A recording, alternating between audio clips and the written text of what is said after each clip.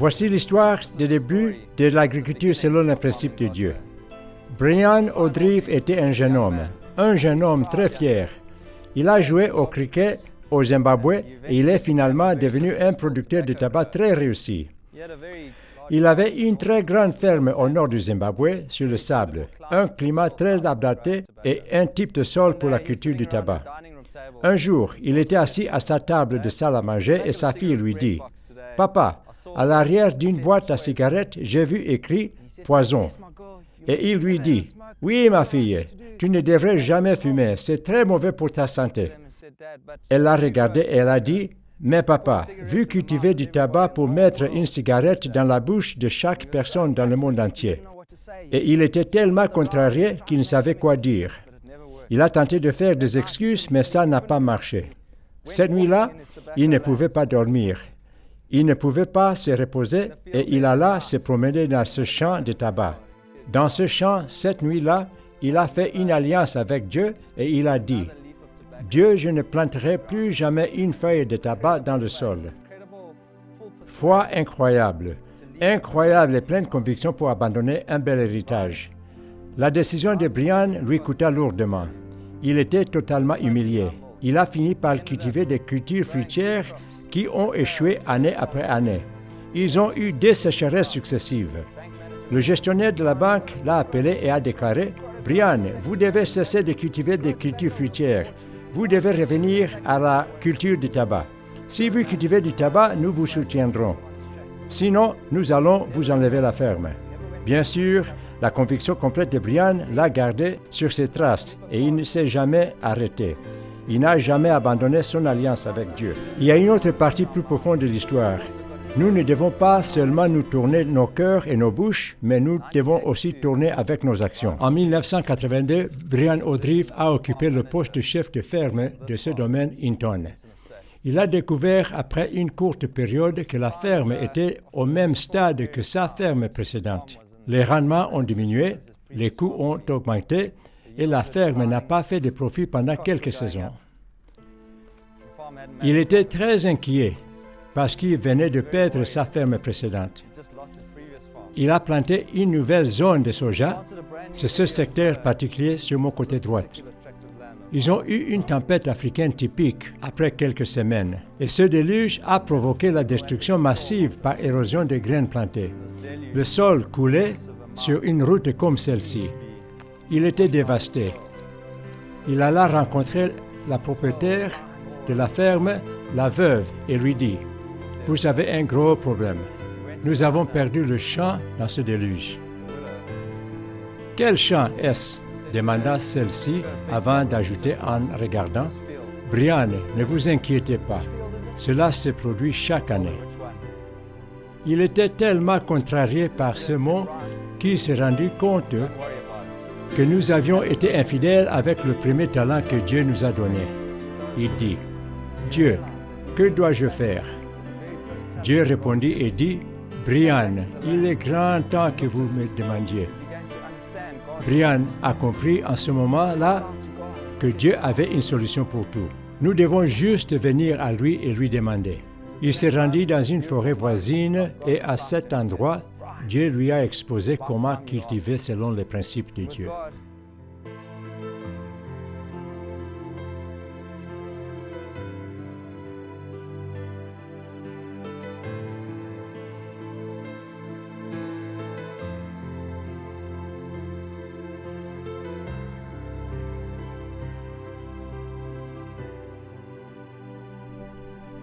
Nous nous trouvons dans la même forêt où Dieu a parlé à Brian O'Drive. Il est si spécial d'être sous le toit de l'ombre, c'est le jardin de Dieu. Dieu est le maître agriculteur, peu importe ce qui se passe. Qu'il y ait une crise politique ou un ralentissement économique, qu'il y ait une sécheresse, qu'il y ait de fortes pluies ou des inondations, cette forêt n'a jamais besoin de rien. Je veux que nous comprenions comment cela fonctionne. Cela a été montré à Brian par Dieu dans ce même endroit. Les feuilles tombent des arbres, les brindilles pourries, et tombent au sol, tout en ajoutant à ce que nous appelions la couverture de Dieu. Même dans les savanes, les graminées de veltes meurent et ajoutent continuellement à la couverture de Dieu. C'est l'émerveillement de Dieu. Nous l'appelons l'or de Dieu. C'est tellement spécial pour nous parce que nous comprenons sa valeur.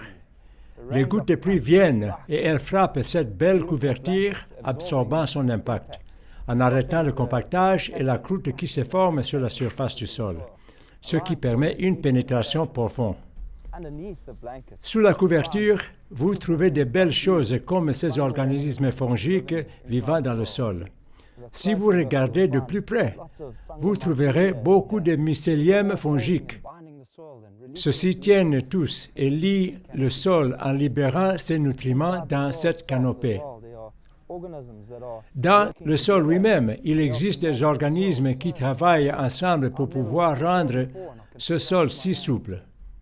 Je n'ai jamais travaillé ce sol avant et je peux le prendre avec mes mains. Vous allez dans une terre agricole et vous essayez de le faire, le sol a perdu toute sa belle texture et sa fertilité. Vous devez apprendre à considérer que les voies de Dieu sont bien plus élevées que nos voies. Nous devons nous retourner et le suivre de tout cœur. Dans la forêt, il n'y a pas de labour, il n'y a pas de brûlure du sol de la forêt ou de couverture de paillis. Nous devons nous tourner de tout cœur vers Dieu. C'était à ce moment-là que Brian s'est rendu compte qu'il devait faire de l'agriculture selon les principes de Dieu à grande échelle. Il a fallu beaucoup de foi et il l'a fait exceptionnellement bien. Après que Dieu a montré à Brian comment il fait son agriculture dans la création, Brian est allé faire des recherches et entendit tout sur le brossage américain. Comment ils avaient cessé de labourer. Puis, il a appris que ces gens étaient venus des États-Unis enseigner au Zimbabwe 10 ans avant d'apprendre de Dieu et de la création. Ces gars ont dit, « Ça ne marchera jamais, Brian, tu vas souffrir de compactage, il y aura des problèmes, des mauvaises herbes, il y aura des récoltes terribles, et tu vas lutter contre les ravageurs et les maladies. » Il était tellement convaincu et complètement persuadé dans son cœur qu'il a dit, « Il n'y a pas moyen, je dois faire ce que Dieu m'a montré. » Et alors, il a commencé petit. Et il a fait selon une norme élevée. Il a juste fait 2 hectares dans sa première saison. Et il a surpassé ce qu'il pensait qu'il atteindrait. Ce qui est incroyable à propos de cette histoire, c'est que Hinton a fait un profit cette année-là, en se tournant vers la première pierre de fond de ces 2 hectares. Et pourtant, ils n'avaient pas fait de profit depuis plusieurs années. Ils ont étendu l'année suivante à 70 hectares. Et puis 100 hectares, 200 hectares, 500 hectares et finalement toute la ferme. Mais cela ne s'est pas terminé. Les agriculteurs voisins de ce district étaient des agriculteurs commerciaux et ils s'appuyaient sur leur propre compréhension. C'est ce que nous avons dû apprendre dans cette histoire. Si nous continuons à nous appuyer sur notre propre compréhension et à ne pas être fidèles avec le peu, Dieu va nous l'enlever. Brian a commencé à appeler les agriculteurs commerciaux voisins. « Venez les gars, venez regarder ce qui se passe. C'est très excitant. Dieu nous a montré ce que nous devrions faire. » Ils étaient tellement orgueilleux et durs du cœur qu'ils ne l'écoutèrent pas. Il dit, « Brian, vous n'êtes ici que depuis 2 ans et vous voulez commencer à nous dire ce qu'il faut faire. Nos pères sont venus avant vous et nos grands-pères avant eux. Alors, ne commencez pas à nous raconter vos affaires de fantaisie. » Peu à peu, les fermes avoisinantes de ce quartier ont commencé à échouer. Et parce que Hinton a été changé par la bénédiction de Dieu de se tourner vers l'agriculture selon le principe de Dieu, les administrateurs ont commencé à acheter les fermes voisines et le domaine Hinton est passé de 1000 à 3500 hectares de terres cultivées. C'est une réussite merveilleuse. La clé secrète est de commencer petit et d'être fidèle avec peu.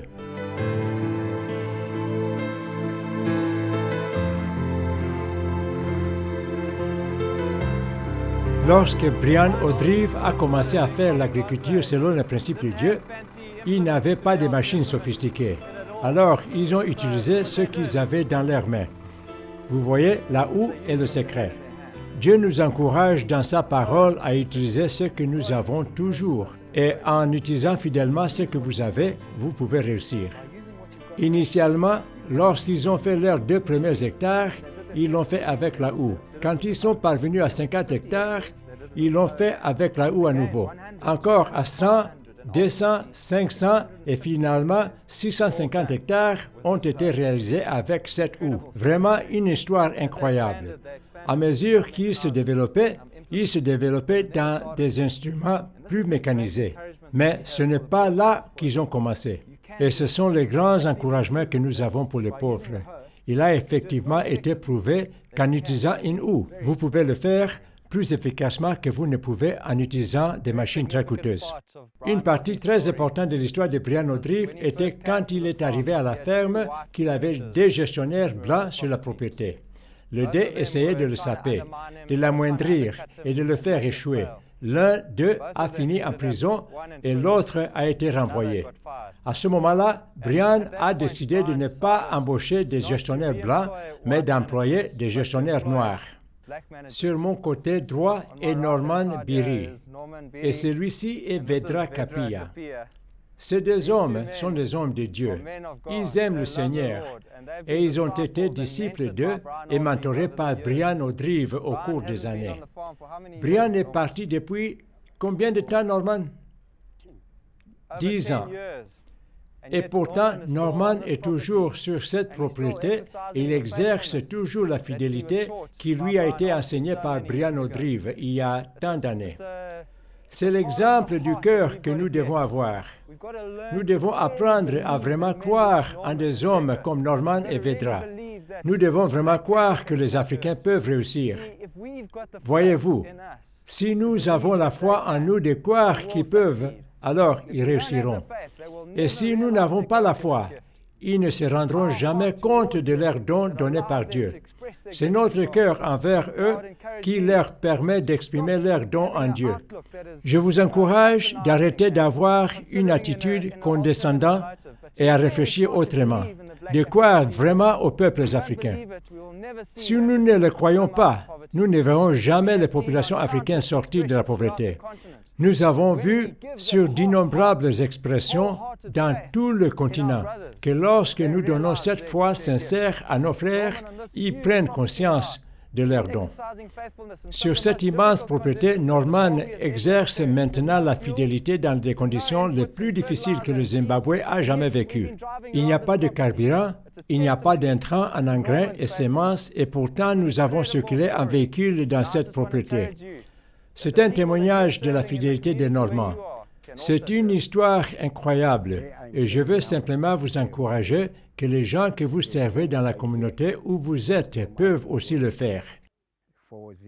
Là où je me tiens debout maintenant, la terre est rochereuse et j'ai eu une idée en demandant à Dieu.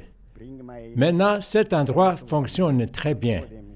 J'amène toujours mes petits-enfants ici et les montre et les dire combien Dieu est bon. Si vous travaillez avec Dieu, tu peux être très bon. C'était une terre pauvre et maintenant c'est une terre merveilleuse parce qu'il n'a pas été labouré. C'est pourquoi je dis que Dieu est merveilleux pour nous si nous travaillons avec lui. Tu peux être merveilleux. Je vous remercie. Quelle joie il est pour moi de me tenir dans cette belle culture de soja dans le domaine Hinton, où j'ai été encadré par Brian O'Dreaft et Norman Beery, qui sont les champions d'agriculture selon le principe de Dieu. J'étais employé par Brian O'Dreaft à Hinton en 1994 comme mélangeur chimique. De là, j'ai grandi en disciple de Christ et Brian, voyant ma foi, m'a promu pour devenir un coordonnateur de la ferme. De là, j'ai commencé à encadrer de nombreuses communautés au Zimbabwe et dans tout le pays.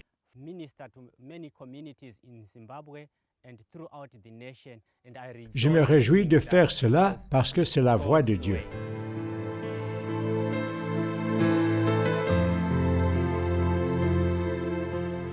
Nous sommes dans la salle de conseil de domaine Hinton. C'est là où Brian a encadré et formé ses gestionnaires dans l'agriculture selon les principes de Dieu. Il leur a enseigné à planifier à l'avance. Il leur a appris à garder des dossiers précis. Il aura à enseigner les principes de gestion, de faire les choses à temps, à des normes élevées, sans gaspillage et avec joie. Brian a réalisé des succès étonnants au domaine Hinton. Ils ont atteint 13,9 tonnes par hectare de maïs et 5 ou 6 tonnes par hectare de soja. Ils ont excellé. Ils ont remporté de nombreux prix et des récompenses au Zimbabwe. Ils ont reçu des visiteurs internationaux venant du Canada et des États-Unis juste pour voir Hinton. Il est devenu la ferme de timbre-poste au Zimbabwe. Cependant, Brian a commencé à regarder de l'autre côté de la rivière et il a commencé à voir des situations comme celle-ci où les pauvres des communautés entourant Hinton devenaient plus pauvres et le Seigneur a vraiment mis une profonde compassion dans son cœur. Au cours de sa première année, il est sorti pour faire de la formation dans la communauté. Puis ils ont mis en place et planté 1 hectare de terre. À la fin de l'année, ils sont rentrés pour voir et se réjouir avec les gens de la récolte. Ils ont voulu la comparer à la façon dont leur méthode traditionnelle allait. Quand ils sont arrivés, ils ont constaté que c'était un jungle de mauvaises herbes. Le maïs était minuscule. Il n'avait jamais été sarclé ni géré du tout. Donc, la deuxième année, ils ont décidé de revenir et faire la même chose et renforcer la formation. La deuxième fois, exactement la même chose s'est produite, un échec total de récolte. Ensuite, ils se sont rendus dans la communauté pour se renseigner pourquoi devrait-il échouer. Ils ont découvert qu'il y avait 2 éléments majeurs. Une jalousie si profondément assise dans la personne qu'ils avaient choisi d'aider à entraîner qu'il soit presque maudit par la communauté. Les gens ont appelé des sorciers de la communauté pour mettre des potions sur les coins de la terre, alors il a refusé de même entrer et d'arroser la terre parce qu'il avait peur. C'était une leçon pour Brian alors qu'il commençait à se rendre compte que l'agriculture selon les principes de Dieu n'est pas seulement une technologie. Nous ne pouvons pas tout simplement déployer les principes de non labourer, ni de ne pas brûler et de pratiquer les rotations. Il y a une image plus complète ici qui ne peut être vue que lorsque nous commençons à comprendre que faire les choses de Dieu commence dans le cœur. Il faut comprendre que l'agriculture et la vie reflètent l'abondance de nos cœurs en marchant avec Dieu. Donc, si nous avons la cécité, nous pouvons regarder à travers une rivière et voir 13,9 tonnes par hectare de maïs et nous ne croirons pas dans nos propres cœurs que nous pouvons effectivement le faire. Alors, lorsque Dieu, par Jésus, ouvre nos yeux, il nous enlève les écailles afin que nous puissions voir la gloire du Christ et, ce faisant, nous pouvons nous transformer et commencer à faire les choses à la manière de Dieu. Comme ça, nous commençons à comprendre sa création et à en apprécier la beauté. Nous apprécions vraiment le fait que la couverture de Dieu se trouve à la surface du sol et qu'il n'y ait pas de labour. Dans la création de Dieu, il y a des niveaux élevés de gestion et dans tous les aspects de la vie, nous commençons à mettre en œuvre la plénitude de Dieu.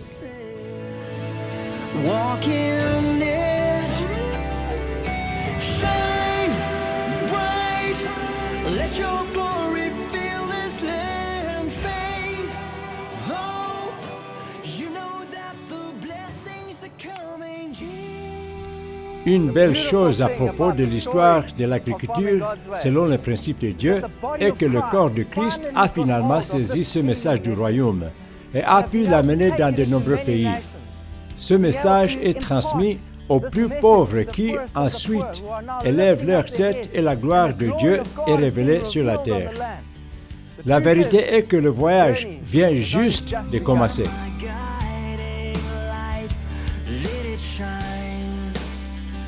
So I can see